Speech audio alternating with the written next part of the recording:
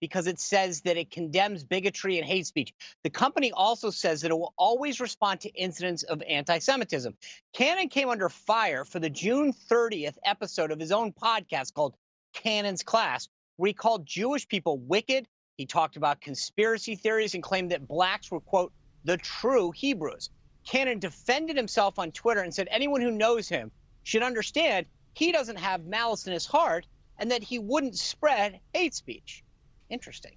Well, with that, let's bring in our company, former Democratic strategist and Pete for America, Jessica DeLoach, and John Fund. John, welcome to the show. Jessica, good to see you. Thanks. The thing that's interesting is I'm kind of like mixed on these things where I think that people should be given second chances. We should hear them out. We shouldn't cancel them out. But on this one, I listened to some of the comments that Nick made. I have a hard time saying, yeah, I don't have malice in my heart, but I said all this derogatory stuff. And so, like I said, I have this mixed feeling, John Fund, where I don't like canceling people out, but it's almost like he didn't own it. And that's the problem. Well, it's almost as if he was committing career suicide. I'm just surprised it took 14 days for CBS to wake up to this and figure it out. Look, we've seen some of this in Britain, whereas anti-Semitism is often viewed as being only a problem on the right, in Britain right now, as we discovered with Jeremy Corbyn and the Labour Party, it's also a problem on the left. And this has to be snuffed out. What I do worry about, though, is that the cancel culture, the rise of political correctness that we're seeing, is creating a much more vicious, nasty, and brutish media in all respects, where people, not just Mr. Cannon, go after individual groups, but often people who just make innocent mistakes get caught up in it. We're becoming entirely too sensitive, and everyone should frankly step back and say, is this where we want the country to go? I don't think so. Yeah, Jess, where do you come down on this? Because again, I think I always think of this as a question of intent. Was the person trying to be racist or anti-Semitic, or did they just bungle their words or say something stupid? Nick Cannon knew exactly what he was saying. That wasn't an accident. He presumed that that's what his audience wants to hear, and I'm going to go ahead and believe him. I guess that's what Nick Cannon believes. So, I do feel outrage about that because, to spread that logic, to say such inflammatory things, and then to have the audacity to go and apologize for it like you just didn't mean what you said. I mean, this is a joke. This is clownery. He knew exactly what he was saying. And, I think if you choose to listen to his program, then you're going along with what he says. You don't have to. It's a choice. So when it comes to cancel culture, I do believe that where you put your attention, where you put your money is a reflection of your values, of your views. And I can't believe anybody's still listening to Nick Cannon. There's also that. I didn't know he had a podcast. Well, now people do. Well, you just had NBA Hall of Famer Kareem Abdul-Jabbar come out and call out Hollywood and sports for their anti-Semitic comments. We recently had people like Deshaun Jackson and Chelsea Handler, rapper Ice Cube, all making comments, and some of them come out and apologize. But I think to your point, Jessica, it's like, Sean always says this, once the bell's rung, you can't unring it. And once you've said things like that, you can't unring them. We just talked about Barry Weiss, John, and how she retired from the New York Times because people were making fun of her and bullying for her. And now the Zionist Organization of America has come out with a hotline for people to call in who are being antagonized or people are saying anti-Semitic things about them.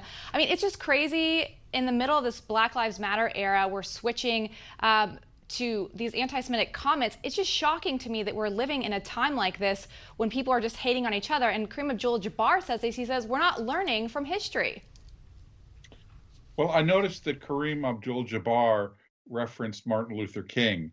And one of the saddest things about the episodes of the last few weeks are how missing King is from the dialogue. King said that we cannot tolerate injustice against anyone. We cannot tolerate hate against anyone. And he also said we should judge people by the content of their character, not by the color of their skin. And I think it's unfortunate that Black Lives Matters and all the people including those legitimately protesting, seem to have forgotten the King message. The King message is what brought the civil rights struggle to great success in the 1960s, and he seems to have been forgotten. We are now worshiping false idols when it comes to race relations. We should go back to the original people who wanted to unite us, not divide us. Jess, what do you think about where that line is between making a mistake and canceling somebody out? Sure. Well, I think almost everyone deserves forgiveness. And if nothing else, an attempt to be understood. That doesn't mean that they're going to, that you have to agree with them in order to understand where they were coming from. The Black Lives Matter movement definitely has not drifted away from the teachings of Dr. King. In fact, a lot of people who are great proponents and leaders within that movement have a deeper understanding of what Dr. King was teaching and preaching. And it's not always focused on nonviolence. There are so many means of protesting, so you can't really misrepresent that group.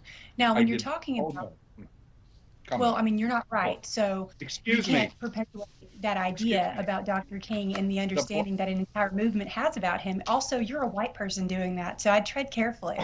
You know, I think cancel culture is an incredibly complex thing that society is navigating, and I don't think there are easy solutions. No, it's not. Yes, it is. Okay, well, why don't you go ahead and explain? Let me ask you a couple of quick questions.